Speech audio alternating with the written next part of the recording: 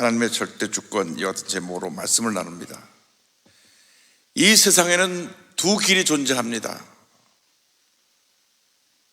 하나의 길은 하나님의 길이고 또 다른 하나의 길은 사람의 길입니다. 하나님의 길은 은혜와 진리의 길이요, 생명의 길이요, 영생의 길이요, 사람의 길은 미움과 갈등, 이기주의, 인본주의, 파멸의 길인 것입니다. 우리 하나님의 사람들은 하나님의 길을 가야 됩니다. 하나님의 길을 갈 때 때때로 고난이 따르지만 우리는 우리의 믿음을 지키며 하나님이 원하시는 그 길을 가야만 하는 것입니다. 하나님의 길을 가려면 우리는 하나님의 절대 주권을 인정해야만 합니다. 하나님은 절대 주권자가 되어주셔서 하나님의 섭리와 예정 가운데 온 인류 역사를 주관하고 계십니다. 지금까지 하나님의 인류의 역사에 나타나신 섭리가 오늘의 우리를 이르게 했고 앞으로도 하나님께서 우리에게를 인도해 주실 것입니다. 인생을 살다 보면 늘 밝고 하는 말이 환난 좋은 날만 있는 것은 아닙니다. 때때로 폭우가 쏟아지고 천둥번개가 치는 굳은 날이 다가오기도 합니다. 때때로 예기치 않은 육체, 질병, 슬픔, 고난, 실패가 다가오기도 합니다. 지금처럼 전혀 예고 없이 다가온 탄핵 정국으로 온 나라가 혼란에 빠졌습니다. 그러나 이 모든 어려움도 문제도 우리가 믿는 절대 주권자인 하나님의 섭리 가운데 모든 것이 합력하여 선을 이루게 될 것입니다. 그런데 오늘 하나님의 말씀은 모든 것이 합력하여 선을 이루는 그 전제 조건으로 이렇게 성경을 말씀합니다. 하나님을 사랑하는 자. 우리가 하나님의 절대 주권 속에 하나님의 뜻을 이루기 위해서는 우리의 삶에 먼저가 바로 실천되어야 되는데 그것은 바로 하나님을 사랑하는 것입니다. 로마서 8장 28절은 말씀합니다. 우리가 알거니와 하나님을 사랑하는 자. 나 같은 죄를 택하여서 하나님의 자녀 삼으신 그 하나님의 놀라운 은혜에 대해서 우리는 감사하고 또 감사하며 우리 주 하나님을 사랑해야 되는 것입니다. 예수님 말씀하셨습니다. 마태복음 22장 37절입니다. 예수께서 이르시되 내 마음을 다하고 목숨을 다하고 뜻을 다하여 주 너의 하나님을 사랑하라 하셨으니 이것이 하나님의 길을 가는 우리 모든 그리스도인의 삶의 모습이 되어야 하는 것입니다. 하나님을 사랑하면 하나님의 말씀을 듣고 지켜 행하게 되는 것입니다. 하나님의 말씀을 우리에게 주신 교회의 절대 권위요 우리 모든 그리스도인의 삶의 절대 권위가 하나님의 말씀입니다. 이 말씀을 우리가 듣고 지켜 행해야 되는 것입니다. 요한일서 5장 3절을 말씀합니다. 하나님을 사랑하는 것은 이것이니 우리가 그의 계명들을 지키는 것이라 그의 계명들은 무거운 것이 아니로다. 주님의 말씀은 은혜요 축복이요 생명입니다. 그 말씀을 지키는 것이 하나님을 사랑하는 것입니다. 하나님을 사랑하게 되면 우리 언제나 주 앞에 기도와 감사와 찬양으로 나가는 것입니다. 오늘 연합찬양대가 은혜로운 찬양을 불렀는데 우리의 일생은 기도와 감사와 찬양이 되어야 합니다. 시편 116편 2절입니다. 그의 귀를 내게 기울이셨으므로 내가 평생에 기도하리로다. 시편 100편 2절입니다. 기쁨으로 여호와 야훼를 섬기며 노래하면서 그의 앞에 나아갈지어다. 우리가 하나님을 사랑하고 주를 믿고 의지하고 나갈 때 하나님께서 우리의 기도를 들으시고 응답하시고 모든 환난에서 우리를 건져 주실 것입니다. 이 탄핵 정국을 지나가면서 우리 모든 크리스찬들이 한마음 되어 기도하고 또 기도하고 또 기도하고 또 기도하면 반드시 우리를 환난 가운데서 건져 주시고 우리 대한민국이 다시 위대한 대한민국으로 거듭나게 되는 놀라운 역사를 베풀어 주실 줄 믿습니다. 시편 91편 14절 15절입니다. 하나님이 이르시되 그가 나를 사랑한즉 내가 그를 건지리라. 그가 내 이름을 안즉 내가 그를 높이리라. 그가 내게 간구하리니 내가 그에게 응답하리라. 그들이 환난 당할 때 내가 그와 함께하여 그를 건지고 영화롭게 하리라. 지금이야말로 우리가 부르짖어 기도할 때입니다. 우리가 부르짖어 기도할 때 하나님께서 우리 기도를 들으시고 응답하시는 것입니다. 우리 힘으로 해보겠다고 이리 뛰고 저리 뛰면 하나님이 이렇게 구경하고 계시지만, 우리가 엎드려 기도하고 또 기도하고 또 기도하면 하나님께서 그때부터 일하시기 시작하시는 것입니다. 저는 4대째 장로교 집안에서 태어난 사람입니다. 매일같이 저희 어머님의 기도 소리를 들으면서 아침에 눈이 떴습니다. 목사님의 따님이셨던 저희 어머님은 새벽 4시쯤 되시면 벌써 일어나셔서 저희 자녀를 위해서 눈물로 기도하셨습니다. 새벽 5시가 되면 새벽 예배 참석하시느라 바로 집 앞에 있는 교회를 나가셨는데, 그 교회가 바로 서대문시의 순복음교회였습니다. 걸어서 5분 거리에 있는 순복음교회로 저희 집 이사를 와서 순복음교회를 나가게 됐는데, 그전까지 저는 여기서 멀지 않은 충영교회 교회학교를 다니고 있었습니다. 그런데 순복음교회에 와서 기도가 무엇인가를 알게 되었고 성령 역사가 무엇인가를 알게 되었습니다. 그때가 1964년인데 그때까지는 교회에서 성령의 역사에 대해서 이야기하는 교회가 거의 없었습니다. 말씀을 듣고 배우고 은혜를 받은 것까지는 제가 신앙생활을 어릴 때부터 하면서 또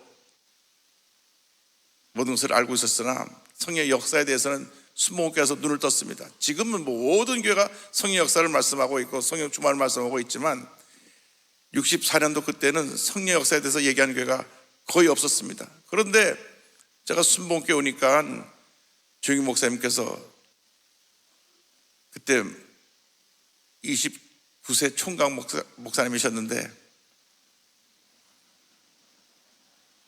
제가 64년도 4월 첫 주에 순복음교회 왔는데 65년도 3월 1일 날 결혼을 하셨거든요.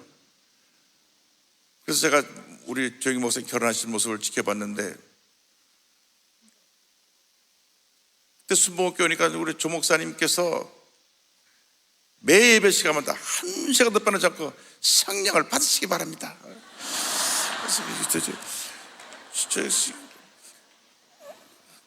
강한 쇳소리와 함께 성령을 받으시기 바랍니다. 저는 성령이 있음도 몰랐는데 사실 사도행 19장을 보면 에베소 교인들도 성령이 있음을 몰랐습니다. 그런데 그들이 예수 이름으로 세례 받고 성령을 받은 다음에 에베소에 큰 붕이 일어났는데, 조영희 목사님이 주일날도 수요일날도 금요 철야 때도 성령을 받으시기 바랍니다. 그래서 제가 가만히 눈치를 보니까 이 순복음교회 신앙생활을 하려면 성령 받지 않으면 살아남지 못할 것 같아가지고 기도하고 또 기도하고 기도해서 성령의 은혜를 체험하고 나니까 달라진 것이 있어요. 그 전에 제가 늘 알고 내 머리에 지식 속에 있던 우리 예수님이 살아계신 예수님으로 내 삶에 걸어 들어오셨습니다. 얼마나 주님 은혜 감사한지 저는 성령 체험하고 나서 울고 또 울고 또 울었습니다. 기도만 하면 예수님이 생각나고 예수님의 십자가가 떠올라서 울고 또 울었습니다. 나 같은 죄인을 위해서 예수님이 십자가 달려 돌아갔다는 그 사실이 너무너무나 감사해서, 생각해 보니까 그 어린 시절에 지은 죄도 많지 않을 텐데 기도만 하면 울었어요. 엎드리기만 하면 그냥 눈물이 나갔고, 그전에는 아무리 기도해도 5분을 기도하지 못하던 내가 성령 받고 나니까 기도가 1시간 기도해도 몇 분 기도하지 않은 것처럼 지나가고, 얼마나 하나님의 은혜가 귀한지 성령 받고 나니까 정말 주님을 사랑하게 되고 주님을 의지하게 되고 주님 뜻대로 살아가는 삶을 살게 되었습니다. 제가 이제 미션 스쿨을 가게 됐는데, 학교 끝나고 서대문 로타리에 버스가 쓰면 교회로 뛰어들어가서 간절히 기도를 하고, 고등학교 가니까 1학년 때 반장이 됐어요. 그래서 내가 우리 반에 있는 친구들 좀 다 전도해야 되겠다. 학교에 1시간씩 가가지고 제가 반장이니까 추석 받다 놓고 1번 아무개 예수님께 하여 주옵소서, 2번 아무개 예수님께 하여 주옵소서 열심히 기도했던 기억이 납니다. 그래서 저희 반에 있던 친구 중에서 유명한 야구 감독 김재박이라고도 있고, 또 국회의원이 된 홍문종이라고 하는 친구도 있는데 그때 그렇게 기도했던 기억이 납니다. 성령 받고 나니까 우리 하나님을 더욱 사랑하게 됩니다. 예수님만 자랑하고 예수님만 닮아가고 예수님만 전하는 삶을 살게 되는 것입니다. 하나님의 절대 주권을 인정하면 우리가 하나님을 사랑하게 되는 것입니다. 나가서 우리는 하나님의 뜻대로 부르심을 받다는 사실을 우리는 잊지 말아야 합니다.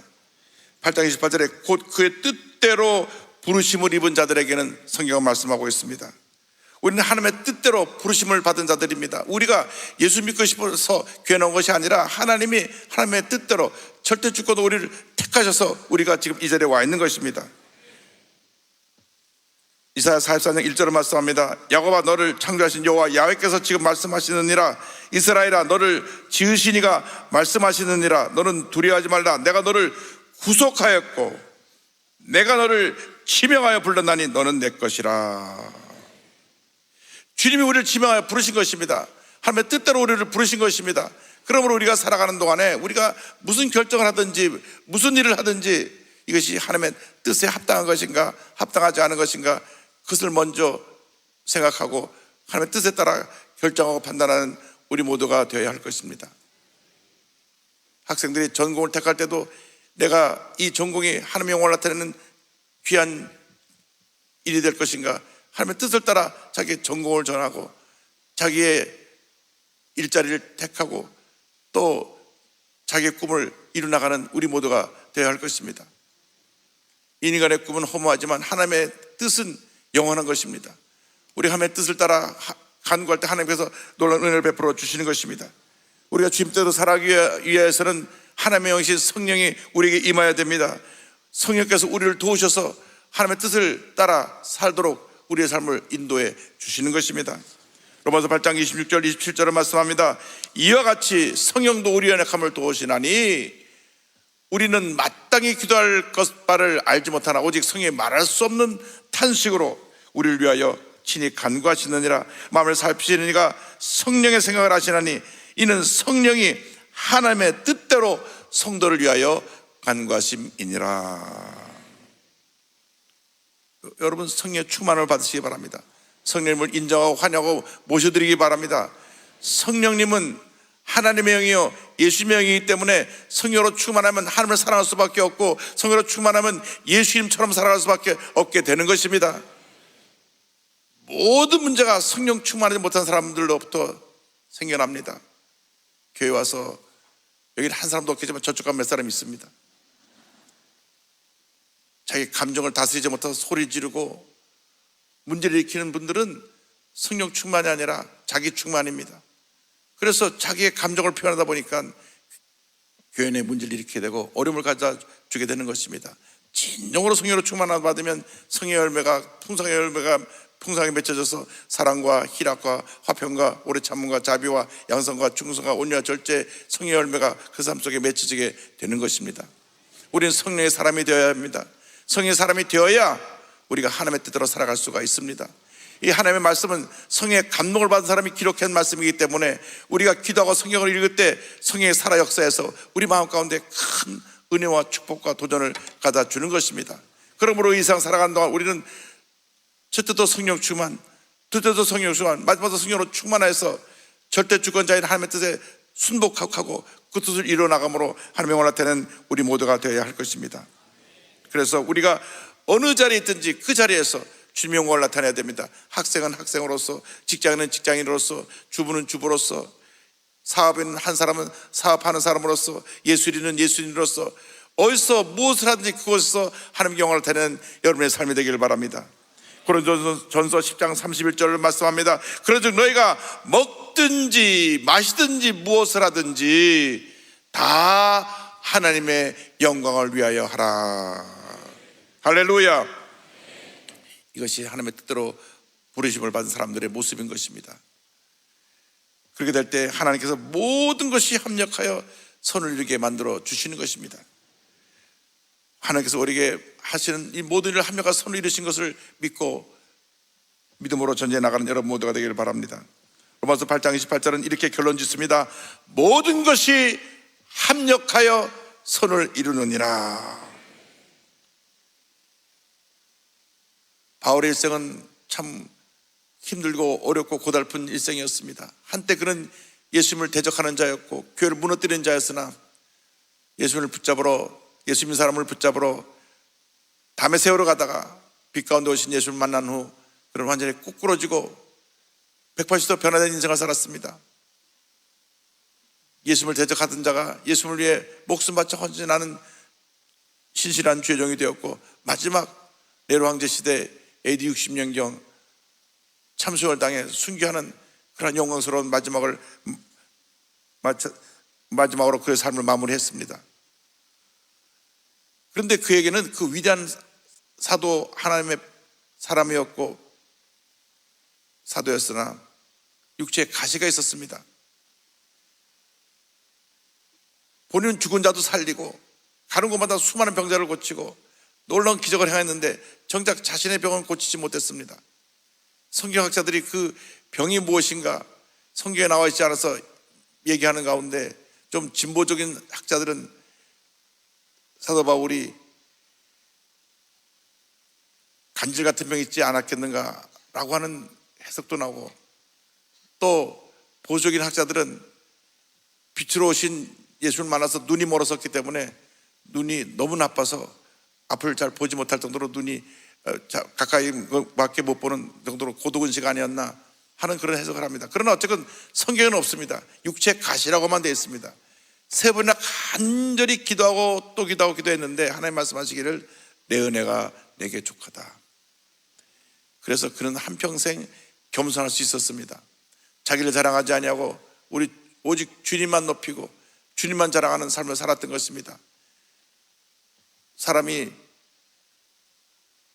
죽은 사람을 살리고 병자를 고치고 모든 사람이 그 앞에 서 절을 할 때 우쭐해지고 교만해질 수 있습니다. 그러나 그가 평생 동안 가시를 갖고 있었기 때문에 그는 교만하지 아니하고 겸손한 정으로 주님을 섬겼던 것입니다. 그는 고백했습니다. 나는 날마다 죽노라. 자기의 고집과 교만과 자기의 인간적인 모든 것을 십자가에 못 박고 날마다 죽는 신앙으로 살았기 때문에 하나님께서 그를 더 위대하게 귀하게 사용하셨던 것입니다. 그 가시로 인해서 그는 더욱 영적으로 성숙해질 수 있었고, 그로 인해서 하나님께 더 크게 영광 돌릴 수 있게 되었던 것입니다. 그가 동족의 수많은 핍박을 받았지만 그로 인해서 더욱 주님을 의지하게 되고 더욱 열심히 복음을 이방인에게 전할 수 있게 되었던 것입니다. 그가 말이 달변이 아니었다 그럽니다. 그러니까 오히려 그가 신약 성경에 13권이나 되는 그러한 은혜로운 말씀의 기록을 남겨놓았습니다. 그의 최대의 소원은 로마에 가서 복음을 전하는 것이었는데 그 길이 열리지 않았습니다. 그런데 그가 예루살렘에서 붙잡혀서 죄수의 신분으로 로마에 가서 복음을 전하게 되고 그의 삶을 마무리하게 됩니다. 이 모든 그에 일어난 일들이 다 합력하여 선을 이루게 된 것입니다. 육체에 가시가 있었던 것도, 그가 동족에게 핍박을 받은 것도, 또 로마의 죄수로 끌려가게 된 것도 다 합력한 선을 이루어서 위대한 하나님의 역사를 이루게 된 것입니다. 어떤 문제와 어려움이 여기에 닿아온다고 할지라도 여러분 낙심하지 말고 약속의 말씀을 잡고 믿음으로 전제해 나가는 여러분 모두가 되기를 바랍니다. 절대 주권자에 대해서 하나님께서 여러분 한 분 한 분을 너무나 사랑하고 계시고, 여러분 한 분을 붙들고 계시고, 여러분의 일생을 인도하고 계시고 섭리하고 계시고, 하나님의 예정하신 예정 가운데 여러분을 위대하게 만들어주시고 하나님의 영광을 나타내 주실 것입니다. 하나님이 우리 함께하고 계십니다. 우리는 늘 기억해야 됩니다. 로마서 8장 28절을 마음판에 새기고 또 새겨서 하나님을 사랑하는 자 곧 그 뜻대로 부르심을 입은 자들에게는 모든 것이 합력하여 선을 이루느니라. 모든 것이 합력하여 선을 이루느니라. 모든 것이 합력하여 선을 이루느니라. 이 약속의 말씀 붙잡고 믿음으로 전진해 나가시기를 바랍니다. 어느 번역에는 이 구절을 하나님께서 모든 것을 합하여 선을 이루시느니라 이렇게 번역되어 있기도 합니다. 그렇습니다. 모든 것이 합해져서 좋았던 것, 나빴던 것, 우리가 상처입었던 것, 우리의 절망의 순간들, 고통의 순간들, 이 모든 게 다 어우러져서 합력한 선을 이루게 되는 위대한 역사를 이루게 될 것입니다. 예수 그리스도 안에서 우연이란 없습니다. 하나님의 절대 주권자인 하나님의 예정 가운데 되어지고 있는 일인데, 이 탄핵 종국이라고 하는 것이 우연이 아니라 우리 대한민국이 하나님 앞에 다시 새롭게 변화되기 위해서 특별히 우리 그리스도인들이 먼저 회개하고 한마음 되어 이 나라를 살리기 위해서 이 어려운 시간을 지나가고 있는 것입니다. 우리가 모두 모여 기도하고 또 기도하고 또 기도하며 우리 그리스도인들이 하나님 앞에서 하나님 뜻을 살지 못한 것, 고집과 교만과 불순종으로 하나님의 뜻을 따르지 못한 것을 철저히 회개하고, 우리가 서로 사랑으로 하나 되고 연합하지 못하고 서로 미워하고 다투고 남을 공격하고 비난했던 이 모든 잘못된 모습을 회개하고 먼저 우리 그리스도인 1천만 2,200만 그리스도인이 하나가 될 때 우리 대한민국이 변화될 줄로 믿습니다. 하나님의 놀라운 역사가 일어날 줄로 믿습니다. 고린도후서 4장 17절을 말씀합니다. 우리가 잠시 받는 환난에 경한 것이 지극히 크고 영원한 영광에 중한 것을 우리에게 이루게 함이니, 우리에게 지금 같은 환난은 잠시 지나가는 것입니다. 그러나 장차 우리에게 다가올 영광은 지금 당하는 우리 환난과 비교할 수가 없는 것입니다. 우리가 탄핵종을 잘 통과하고 이겨내고 온 크리스찬들이 한마음 되어 나라를 위해서 기도하고 국민 대통합을 이룰 때 우리 대한민국은 위대한 대한민국으로 다시 거듭나게 될 것입니다. 전 세계가 주목하는 이 세상 가장 하나님의 은혜가 충만히 임한 영광스러운 나라로 변화될 줄로 믿습니다. 오늘 이 기도가 그 같은 놀라운 역사를 여는 하나님의 은혜 시간, 은혜 역사의 장소와 시간이 될 줄로 믿습니다. 이번 세계 복음주의 연맹 총회가 전 세계 대표들이 한국에 와서 모여 이 우리나라의 변화된 모습을 보고 큰 감동을 받고 돌아가는 놀라운 성회가 될 것입니다. 이렇게 빨리 문제 어려움을 극복하고 빨리 회복되고 빨리 새롭게 변화되어 다시 우뚝 서게 된 모습을 그들이 보면서 역시 기도하는 1,200만 있는 우리 대한민국은 다르다는 것을 온 세계 사람이 주목하게 될 것입니다. 이를 위해서 여러분이 기도하고 또 기도하고 또 기도해서 위대한 하나님의 역사를 이루어나가는 여러분 모두가 되시기를 주님의 이름으로 축원합니다. 말씀을 마치면서 로마서 8장 28절을 우리 다 같이 믿음으로 고백하고 말씀을 마무리하겠습니다. 우리가 알거니와 하나님을 사랑하는 자 곧 그 뜻대로 부르심을 입은 자들에게는 모든 것이 합력하여 선을 이루느니라. 아멘. 기도하겠습니다.